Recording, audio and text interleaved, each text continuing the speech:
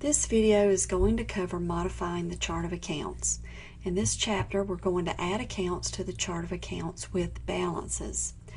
I can't stress enough how important it is to properly set up an account in the chart of accounts.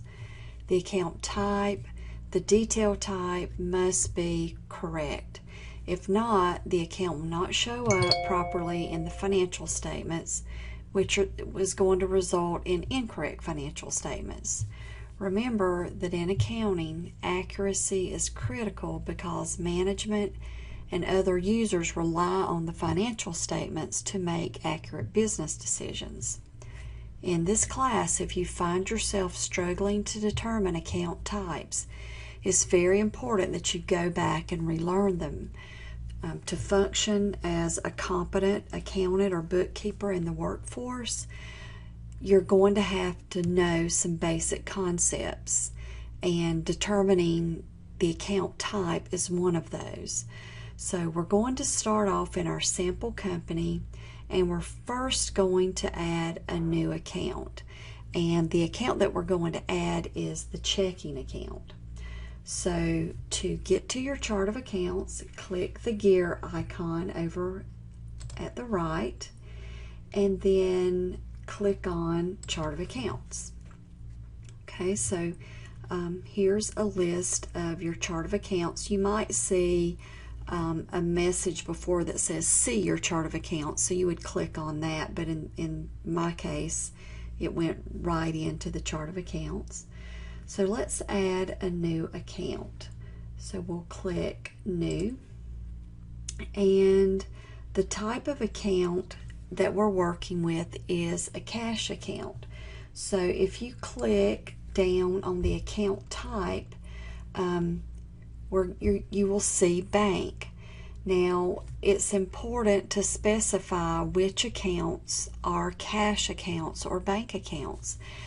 So QuickBooks will know that you might be writing a check out of that account, or you might be making a deposit to it. So there are just some things about a cash account that QuickBooks needs to know. So if you tell it that it is a bank account, it actually is like a current asset, but we have to specify that it's a bank account so that QuickBooks will know that it's dealing with something dealing with cash. Okay, and the detail type will be checking. Okay, and then we're going to name the account, and you'll see that there's already some default accounts in there. You can't just assume that those are correct, because 9 times out of 10 they're not going to be correct. QuickBooks does not know what type of account that you're trying to add, so you have to really tell it. So we're going to call this account Checking BOA. Okay, and you really don't necessarily have to put in a description. And this account is not a sub-account, which means it does not go underneath another account. So now let's go down to the last box. QuickBooks says, when do you want to start tracking your finances from this account in QuickBooks? So you need to enter like a starting date. And you've got a few options: beginning of the year, beginning of this month, today, and other. So we're going to click other, and we're going to enter 11/01/2019.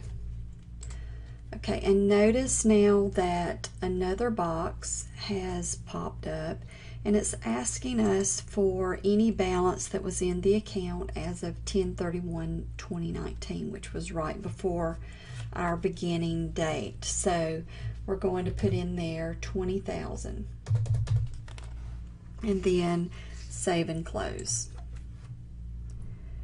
Okay, so notice that in the chart of accounts, right up here with the other cash accounts, we have got our new account and the beginning balance. Hopefully you remember that when you enter a number into the accounting system, there has to be an offsetting number somewhere. Remember, debits and credits have to balance. So this was a checking account, so we have entered a debit of $20,000 into this account. So what was our offsetting credit? When we add a balance to an account in the chart of accounts, QuickBooks will enter the offsetting debit or credit into an account called opening balance equity. So I'll go over to reports and I'll pull a transaction report by account. And we'll go in and take a look at the offsetting transaction. Okay, so I'm just going to pull it for all dates and run that report. And so let's go down and find there's our new account with the other cash accounts where it should be. And they're treating that new $20,000 as a deposit. And here's the offsetting account, opening balance equity. So here's where the $20,000 was debited, and if we go down to opening balance equity, we'll see where our credit is, $20,000 to opening balance equity. The next thing we're going to learn to do is to add a new product or service. Now the companies that we're working with here, both the sample company and the company in your case, are merchandising companies, which means that they buy inventory, mark it up, and then resell it to customers. So to add inventory, we're going to once again go up and click the gear icon and then click on products and services. We want to click new because we're trying to add a new product or service. Okay, and what we're adding is inventory, meaning that the item that we're going to be purchasing is inventory for resale to our customers. There's also non-inventory items, which might mean just maybe an inventory of supplies, and then there's also service that we'll be using a little bit later. But inventory needs to be tracked, so we're going to click on that and we're going to type in the name of the inventory, which is stone tile, and we're going to select landscaping from the category. We'll type 500 as the initial inventory on hand. So this was our starting inventory when we set up QuickBooks. Okay, and we have to put in our as of date, and you guys always be checking your dates because the default date is typically the current date, and when we're working with our companies, we're not working with a current date, so we're going to have to always be really aware of the date that we're putting in. And if you put in the wrong date, it's definitely going to throw off your financial statements. Okay, so we're going to leave this as an inventory asset, and in the description we'll just type in the stone tile again, and the sales price is $2.50. So remember, the sale price is what we charge our customers for the item. And over to the right of that, we'll see the income account that the sale of that item is going to.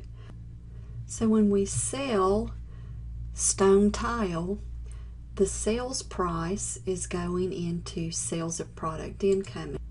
Now when you begin your case, you will see that there may be more than one income account. So it's really important that you choose one and always use that one.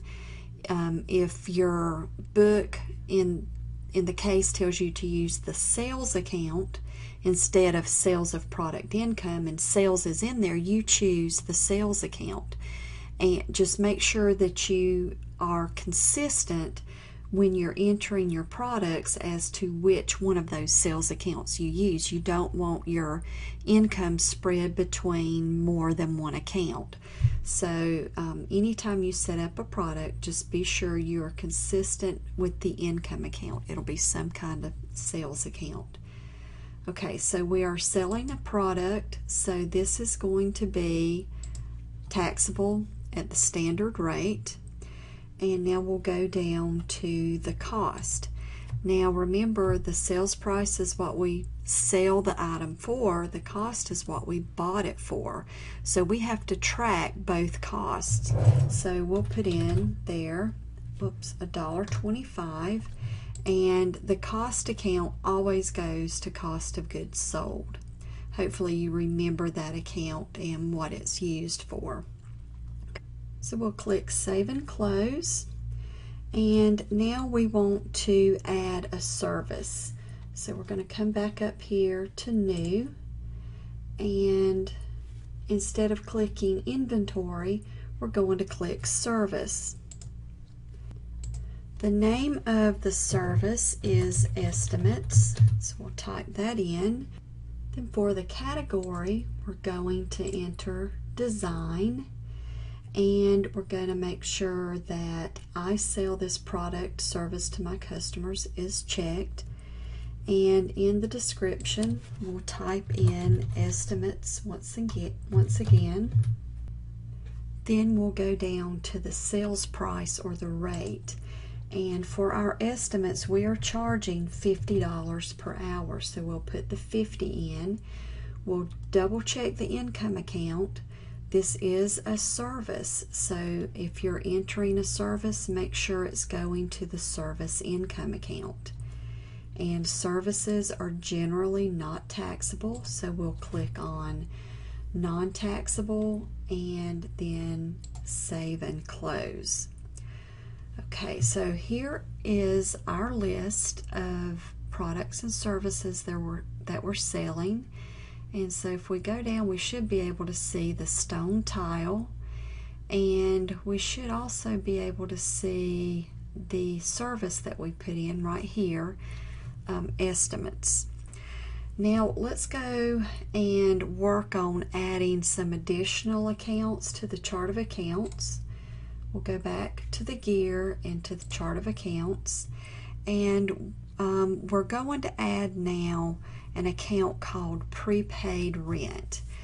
Okay, so rent is typically an expense account, but we are adding prepaid rent, and hopefully you remember that prepaid rent is a current asset. So let's take a look at how we might add that account. So I've clicked New, and the account type has come up bank, and I know that that is not right. Prepaid rent is not a bank account. So we are going to enter that under Other Current Assets. And the detail type, if we come down, we should be able to see something prepaid, and it's called Prepaid Expenses. And we'll go in, since we want this called Prepaid Rent, and put in rent here. Okay, we're going to have a beginning balance of $4,000. So we'll come in and enter Other so that we can enter our beginning balance, and the same balance that I typed in previously popped up. So that's the correct balance, 11/01/2019. And remember, once we click on that, we'll see a place where we can enter our current balance. So we're going to enter $4,000 into prepaid rent, and then behind the scenes, QuickBook is going to credit open balance equity. Okay, so now we want to add a liability account. We're going to add the account Notes Payable. So we'll click New. Remember, anything ending in payable is a liability, and we're going to enter that as a long-term liability. And the detail type will be called a notes payable.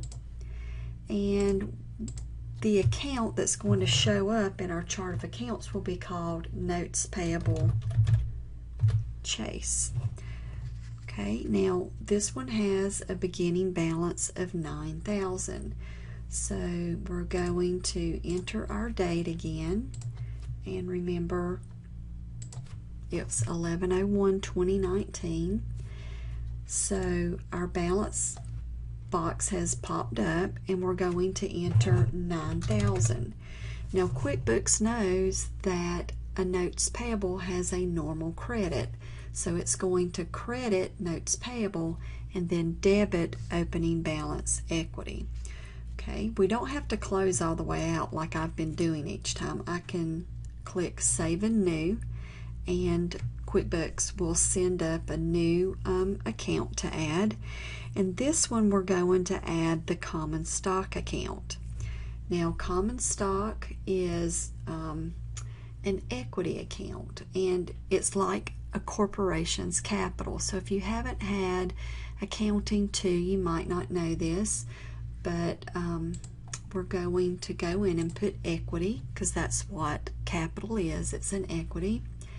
And we're going to choose common stock, and the name common stock popped up, so that'll be fine. Then we want to come down and enter the account balance. So we're going to enter our date, which didn't pop up this time, so 11/01/2019. And our balance will be $1,000. So QuickBooks knows, since this is an equity account, to credit common stock for $1,000, and then behind the scenes it's going to debit opening balance equity for $1,000. We'll save and close. Now let's take a look at our chart of accounts. The prepaid rent is right up there with the other prepaid expenses where the other current assets would normally be listed. And let's see, the notes payable is down here with our other, or notes payable Chase, our other long-term liabilities. And then here is common stock listed there with the equity accounts. So next we need to close out our opening balance equity account. So we need to move that balance into the retained earnings account. So here our chart of accounts is telling us that our opening balance equity is $52,8750. We know that it is an equity account, or we should know it's an equity account. So that is a credit balance. Remember, there are 3 major account types with credit balances. That's your liabilities, your equity accounts, and your revenue accounts. We're going to add a few more new accounts, but after we do that, we're going to close that. So we'll need to remember that that is a credit. Okay, now we're going to make a journal entry. To do that, click the New, and go over to the other column and click Journal Entry.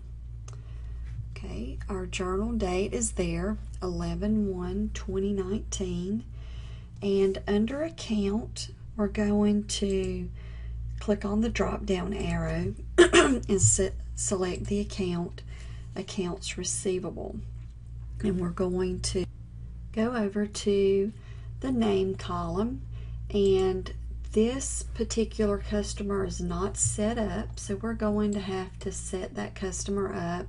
So we'll add New, and the name of the customer is Refugio, and make sure that the type here is on customer. It could be vendor or employee. So just make sure that the type is a customer, and we're just going to click Save then. And then we're going to go over to our account column again, and we're going to enter accounts payable this time. Okay, it's right there. And the balance that we're going to put in accounts payable is 500. So accounts payable is a normal credit. Accounts receivable is a normal debit. So if we're setting up these accounts with balances, we'll have to debit accounts receivable and credit accounts payable. And the balance there was for 500. So the name of this vendor is Rockstar. Okay, so they are new. So we'll enter Rockstar and make sure you click down to vendor and save.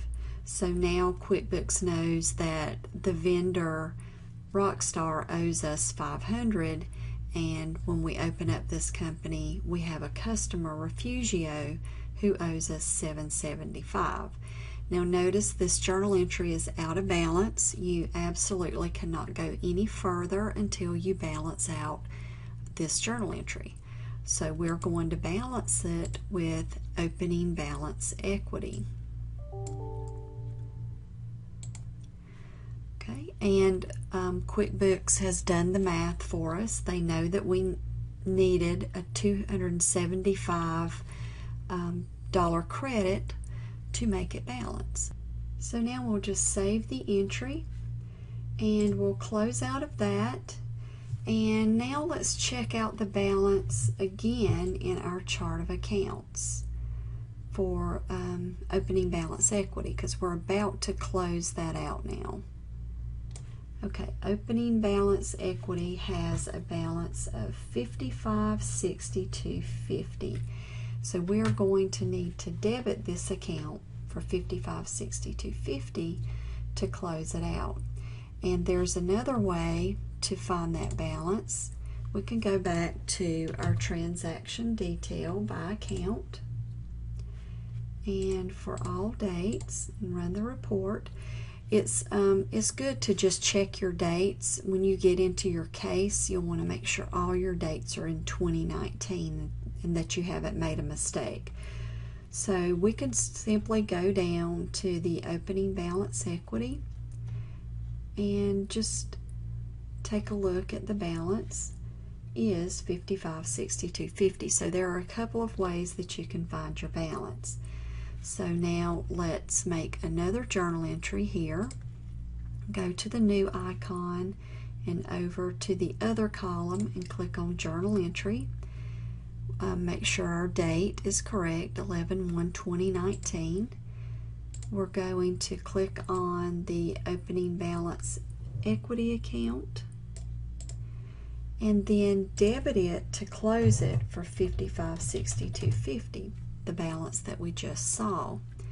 And we're going to close it to retained earnings. And you'll need to do this in your case once you get it started in Chapter 3. So after you've entered all your beginning balances, you'll go to the opening balance equity account, find the balance, and then close it out just like we're doing here. And we'll just save that now. Alright, now it's time to run some reports. So we'll go back over to reports in our navigation bar, and let's first run a balance sheet.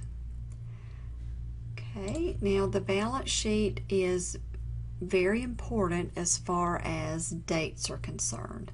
So we will want to enter our own custom date, and we're going to run it now just for 11/1/2019. So 11-1/2019 to 11/01/2019.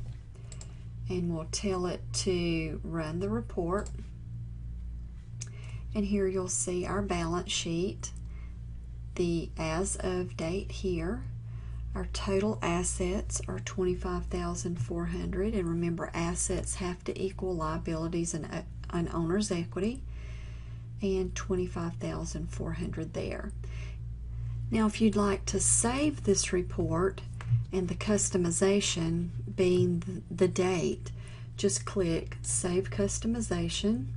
You can name it whatever you'd like, and then click Save.